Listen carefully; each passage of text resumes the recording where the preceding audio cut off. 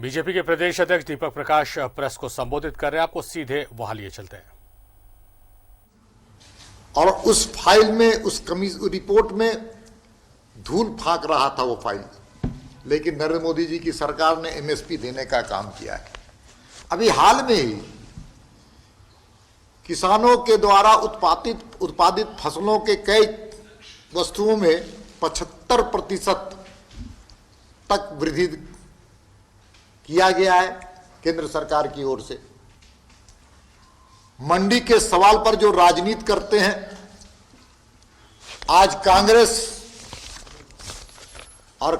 का चरित्र किसानों के घड़ियाली आंसू बहाने वाली मनमोहन सिंह की सरकार में 1 लाख से ऊपर 10 साल में किसानों ने आत्महत्या की थी, और आत्महत्या करने के बावजूद वो सरकार ने स्वामीनाथन कमीशन की रिपोर्ट नहीं लागू की थी और एमएसपी नहीं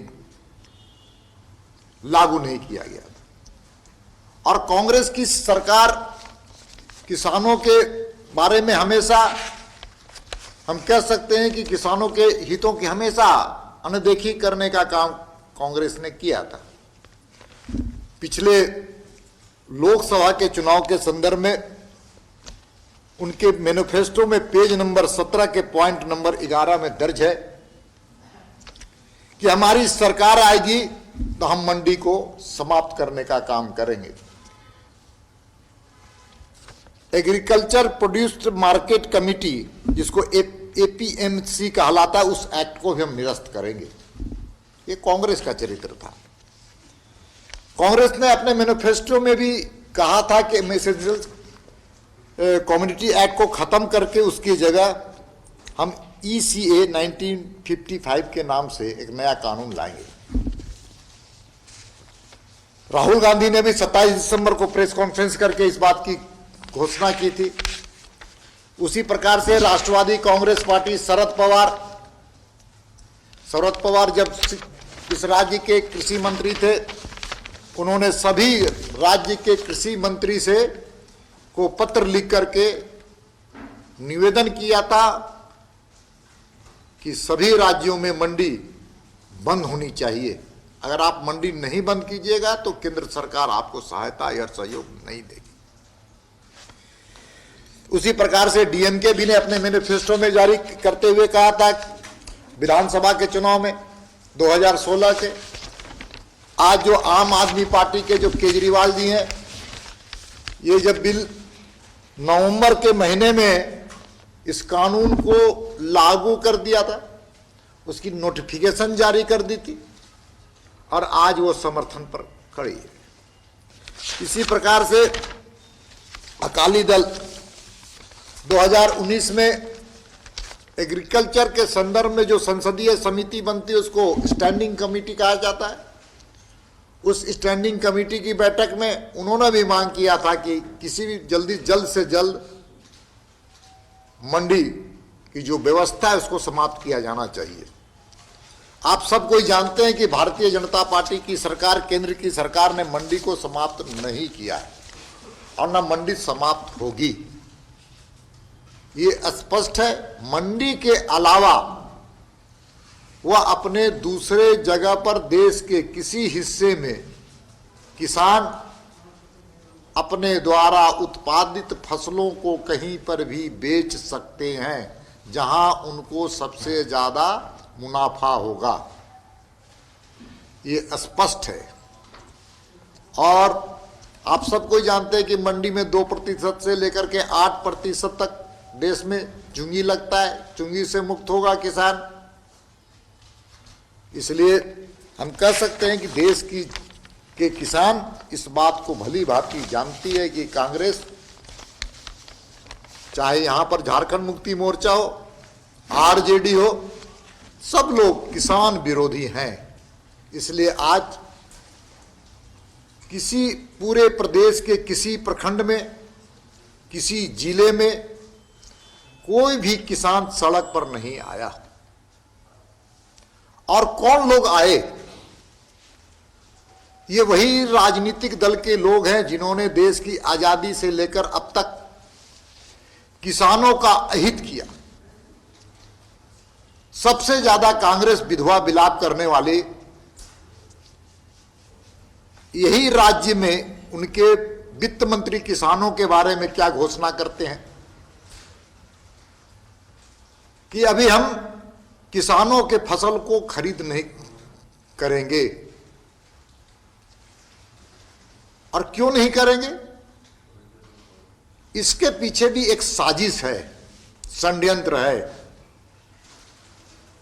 वहां पर भी बिचौलियों की व्यवस्था खड़ा करना चाहते हैं, एक नए बिचौलियों की व्यवस्था खड़ा करना चाहते हैं। इनके राज्यकाल में माननीय हेमंत सोरेन जी की सरकार में यूरिया की कालाबाजारी होती रही। आप बताइए कि यूरिया की कालाबाजारी में इस सरकार ने कालाबाजारी को रोकने के लिए किसी कंपनी, किसी प्रतिष्ठान, किसी विक्रेता या किसी दलाल, किसी बिचौलिए के पास छापा मारने का काम किया, उसको बंद करने का काम किया, उसको खत्म करने का काम किया। और आज ये सरकार में बैठे हुए लोग विधवा विलाप कर रहे हैं, घड़ियाली आंसू बहा रहे हैं। और झारखंड की जनता इन चेहरे को पहचान गई है। इसलिए आज किसान कहीं नजर नहीं आया विरोध में। ये वही राजनीतिक दल के लोग हैं जो अपने अपने घोषणा पत्र में मंडियों को समाप्त करने की बात की थी। इसलिए पूरी तरह से जनता ने इस बंद को विफल किया। हमारे सम्मानित मुख्यमंत्री जी हैं और सम्मानित मुख्यमंत्री जी ने, आप सब कोई जानते हैं कि संवैधानिक पद होता है। किसी दल का मुख्यमंत्री हो सकता है लेकिन वो राज्य का मुख्यमंत्री होता है। और जब राज्य का मुख्यमंत्री संवैधानिक पद पर बैठ करके संविधान की शपथ लेकर के बंद का कॉल का समर्थन करता है तो इससे स्पष्ट होता है कि संवैधानिक पद की मर्यादा का वो उल्लंघन हो रहा है। हमारे लिए सुखद विषय यह है कि उन मुख्यमंत्री जी के आह्वान पर भी, मुख्यमंत्री जी के दबाव पर भी, मुख्यमंत्री जी की अपील पर भी झारखंड के किसानों ने उस अपील को, मुख्यमंत्री के निर्देश को या मुख्यमंत्री जी के ने जो कहा उसको यहां के किसानों ने ठुकराने का काम किया। इससे साफ पता चलता है कि शासक और शासित जो दल हैं आज जनता उनको ठुकराने का काम कर रही है। झारखंड मुक्ति मोर्चा, कांग्रेस, आरजेडी और लेफ्टिस्ट तो बिना पेंदी का लोटा है। पूरी दुनिया में लेफ्टिस्ट समाप्त हो गया है। आज यहां पर लेफ्टिस्ट के नाम पर 4 झंडे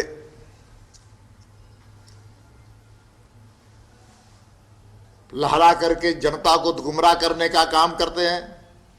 झारखंड की जनता इनको पहले ही ठुकरा चुकी है, कई बार ठुकरा चुकी है, हर बार ठुकराने का काम करेगी।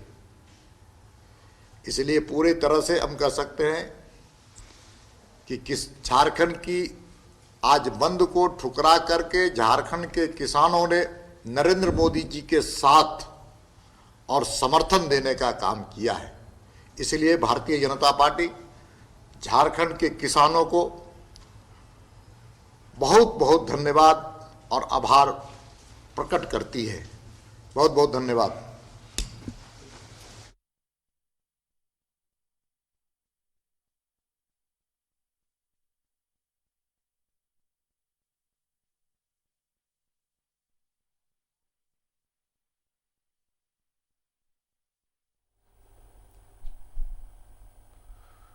बीजेपी के प्रदेश अध्यक्ष दीपक प्रकाश को आप सुन रहे थे, जिन्होंने आज के भारत बंद को पूरी तरह से विफल बताया है।